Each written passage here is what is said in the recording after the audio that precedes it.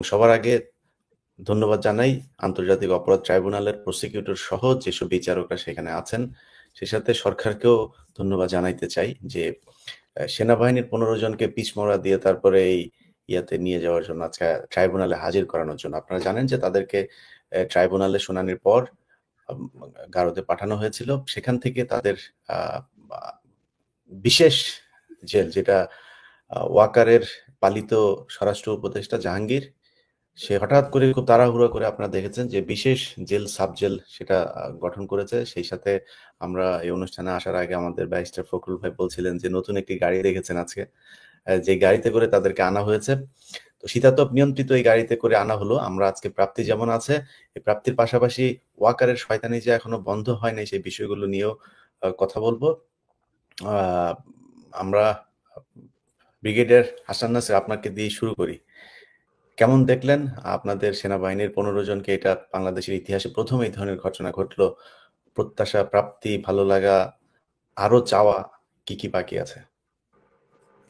ধন্যবাদ ইলিয়াস ভাই এবং আমার সাথে সহালোচকবৃন্দ এবং দর্শকবৃন্দ যারা দেখছেন।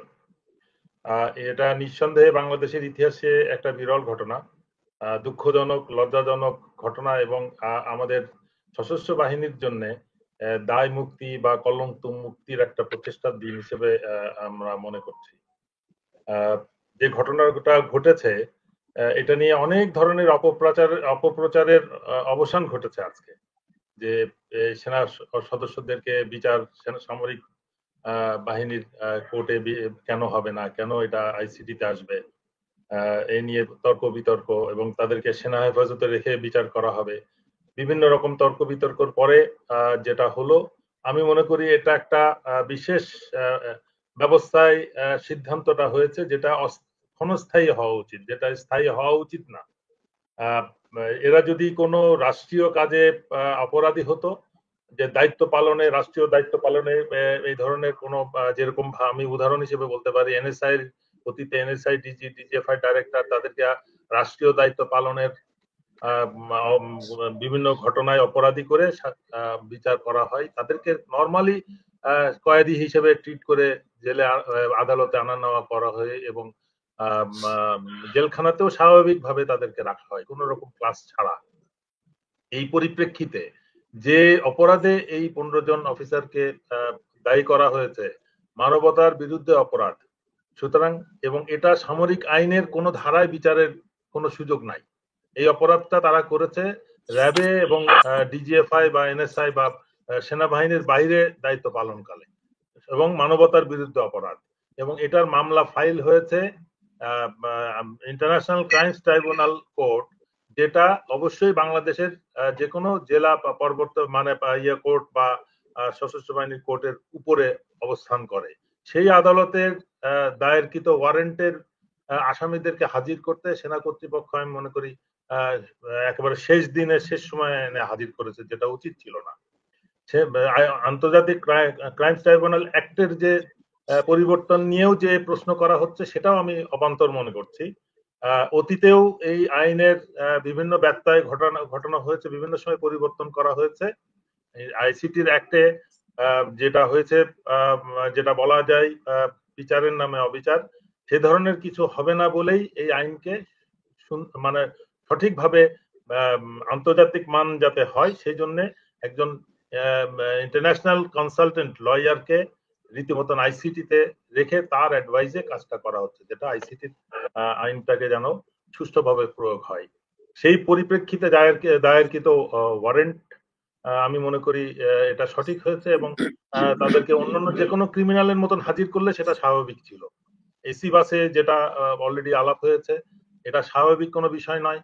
এই বিশেষ ধরনের বাংলাদেশে একটাই বাস আমাদের নজরে আসছে, আর যেন এরকম বাস আমরা না দেখি বা অন্যান্য সকল আসামিদের মতনই যেন তাদেরকে ট্রিট করা হয়। এবং ক্যান্টনমেন্টে যেটা সাবজেল করে রাখা হয়েছে, আমি জানি না আরো যে বিচার কার্যক্রম চলছে সেখানে যদি নতুন কোন আসামি হয়, সবাইকে ক্যান্টনমেন্টে এই সাবজেলে এই সীমিত এই বিল্ডিং এর কয়েকটা রুমে রাখা সম্ভব কিনা, তখন তাদের বিষয়ে কি সিদ্ধান্ত নেওয়া হবে, এই বিষয়গুলো আমি মনে করি বাংলাদেশের একটা স্ট্যান্ডার্ড রুলের আওতায় থাকা উচিত সবকিছু, এবং সবার জন্য যে আইন সমান, বিচার সমান, সেটাই প্রমাণ করা উচিত। কারণ আমরা জেলখানায় ইতিমধ্যে বিচারাধীন আসামি হিসেবে প্রধান বিচারপতিকে পেয়েছি এবং প্রধান নির্বাচন কমিশনার আছেন, মন্ত্রীরা আছেন, এমপিরা আছেন, আইজিপিরা আছেন, সেক্রেটারিজ আছেন। তাদেরকেও যেভাবে বিচার প্রতিদিন আদালতে হাজির করা হয় একইভাবে আমি মনে করি হাজির করা উচিত অন্য যে কোনো নাগরিকের মতো। আমি মনে করি যে যেটা শুরু হয়েছে এটা গ্রহণযোগ্য, তবে মোটেও সুষ্ঠু না, সঠিক না। তবে কোন অবস্থাতেই সেনাবাহিনীর কোনো সুযোগ ছিল না এদেরকে এই ট্রাইব্যুনালে হাজির না করার। আমি মনে করি যে সমস্ত প্ররোচনা ছিল, প্রভোকেশন ছিল, এগুলাকে ওভারকাম করে সেনাবাহিনী প্রধান সঠিক সিদ্ধান্ত নিয়েছেন এবং সেটা আরো দ্রুত হস্তান্তর করলে আরো বেশি ভালো হতো। ধন্যবাদ। জি, ব্যারিস্টার ফখরুল ইসলাম স্যার, আপনার আইনের কোনো ব্যত্যয় বলবো না, মানে পার্সিয়ালিটি দেখছেন কিনা আইন প্রয়োগের? তবে আজকে আমাদের আগের আলোচনার ধারাবাহিকতায় কথাটা বলি যে আমাদের ধারণা ছিল যে আদালতের চৌকাঠ পেরিয়ে তারা আসামি হবে, সেটা যে আজকে করেছে সেজন্য একদিক থেকে ভীষণ খুশি যে সেনাবাহিনী সার্বভৌমত্বের প্রতি, তার মধ্যে তাদের যে কিছু সংখ্যক এই রকমের অপরাধী তারা যে আজকে আদালতের চৌকাঠ পেরিয়ে আসামি হয়েছে সেটা একটা ভালো দিক। পুরো সেনাবাহিনীকে তো আর দোষ দেওয়া যাবে না, কারণ সেনাবাহিনীর অনেক ভালো ভালো অফিসার হয়তো এখনো আছেন, নিশ্চয়ই আছে। তো যে কয়জন অপরাধ করেছেন, দুর্নীতিতে গুম কমিশন যাদেরকে পেয়েছেন তাদের নামে শুধু ওয়ারেন্ট ইস্যু করেছে ইন্টারন্যাশনাল ক্রাইমস ট্রাইব্যুনাল। তো আজকে তাদেরকে যে স্পেশাল ট্রিটমেন্ট দেওয়া হয়েছে তাতে আমি একটু ব্যথিত হয়েছি, কারণ তারা যে সাবজেল থেকে এসেছে আমার মনে হয় তারা সাবজেলেই চলে গিয়েছে। এখন কোশ্চেন হলো দুটো, আদালত বলেছে জেলে প্রেরণ করা হোক, এখন জেল কোড অনুসারে হলো জেলারের মানে জেল সুপার, জেলার জেল কর্তৃপক্ষের দায়িত্ব তাদেরকে কোথায় রাখবেন, দ্যাট ইজ একটা কথা সত্য। কিন্তু অন্যান্য আসামিদেরকে যেহেতু কোনো সাবজেলে রাখার ব্যবস্থা নাই, তাহলে এক্ষেত্রে তাদেরকে আবার ওই ক্যান্টনমেন্টের মধ্যে যে সাবজেল, তারা আসামি হওয়ার আগেই যে সাবজেল গঠিত হয়েছে একটা প্রজ্ঞাপনের মাধ্যমে, সেইখানেই তাদেরকে নিয়ে গিয়েছে। সেটা আমার কাছে ভালো মনে হয় নাই, কারণ তারা যদি কাশিমপুর বা কেরানীগঞ্জে থাকতো তাদেরকে কিন্তু তারা কিন্তু আইন অনুসারে, জেল কোড অনুসারে তারা এমনিতেই ডিভিশন পাবে। কিন্তু সমস্যা হলো অন্য, ওই সাবজেলে থেকে তারা ভিডিও কনফারেন্স করতে পারবে কিনা, তাদের টেলিফোনের অ্যাক্সেস আছে কিনা, তাদেরকে ওয়াইফাই ব্যবস্থা আছে কিনা, আমার মনে হয় সেই সবগুলোর উপরে হয়তো একটু নজরদারি রাখতে হবে যে তারা কোনো ষড়যন্ত্রের অংশ হচ্ছে কিনা আবার নতুন করে, কারণ কত রকমের ষড়যন্ত্রের কথাই তো শুনছি। ফখরুল ভাই, এটা একটু ব্রিগেডিয়ার হাসান নাসির স্যার আপনি আছেন, মানে আমি যতটুকু জানতে পেরেছি যে তাদের ওইখানে ওয়াইফাই এবং ফোনও তারা ইউজ করতে পারবেন, সেখানে তাদের স্ত্রীরা প্রতিদিন তাদের খাবার দিয়ে আসতে পারবেন, স্ত্রীরা থাকতেও পারবেন, এরকমও শুনেছি। এই ডিসক্রিমিনেশনটা বন্ধ করার জন্য আজকে যে ইলিয়াস ভাই আলোচনা নিয়ে আসছেন, আমি খুবই খুশি যে একটা সময় উপযোগী কথা ধরেছেন। অন্য আসামিরা যারা ডিভিশন প্রাপ্ত আসামি তাদের তো সেই ব্যবস্থা নাই, যারা তারা সবসময় ফোনের অ্যাক্সেস থাকবে অথবা ওয়াইফাই অ্যাক্সেস থাকবে, তারা ল্যাপটপ বা কম্পিউটার ব্যবহার করতে পারবে কিনা, তাদের বাসা থেকে প্রতিদিনের খাবার নিয়ে আসবে, এসব ব্যবস্থা যেহেতু অন্য কারো নাই, তো ওনাদেরকে সেই ব্যবস্থায় একটা বিশেষ ব্যবস্থার মধ্যে রাখা আমি মনে করি যেন এটা খুব দৃষ্টিকটু হবে এবং ডিসক্রিমিনেটরি, তাদেরকে মনে হবে যেন একটা প্রেফারেন্সিয়াল একটা ট্রিটমেন্ট দেওয়া হচ্ছে।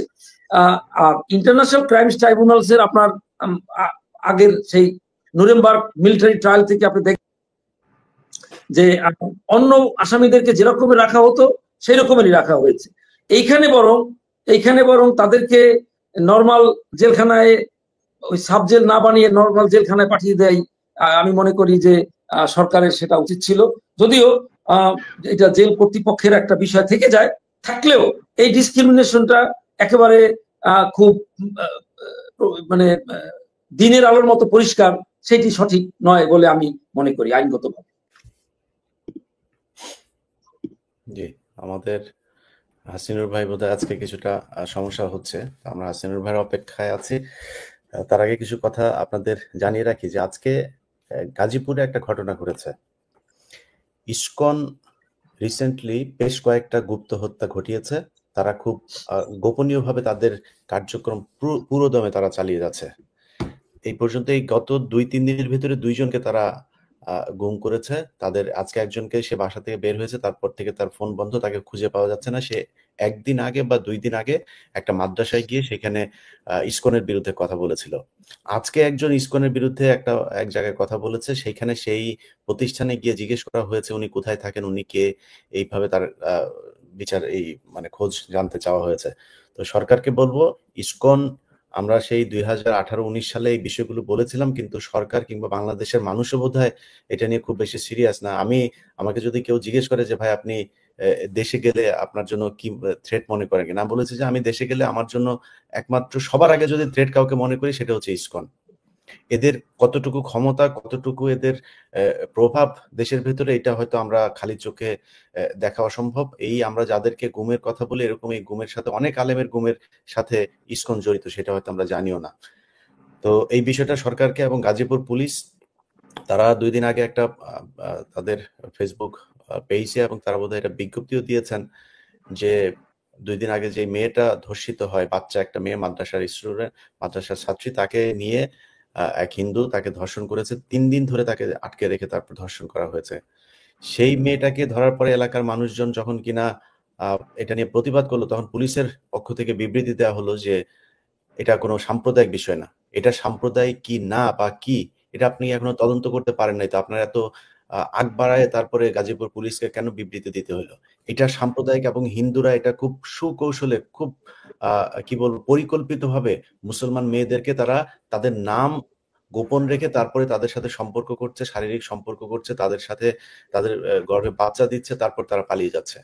এটা তারা একদম পরিকল্পিতভাবে, এর সাথে হিন্দু মহাজোট, ইসকন, এই হিন্দুদের যেসব কট্টর জঙ্গি সংগঠনগুলো আছে, এরা সবাই জড়িত। তো সেটাকে তিনি হঠাৎ করে বলে ফেললেন যে এটা কোনো সাম্প্রদায়িক। এটা অবশ্যই সাম্প্রদায়িক এবং এটার বিচার এদেরকে করতে হবে।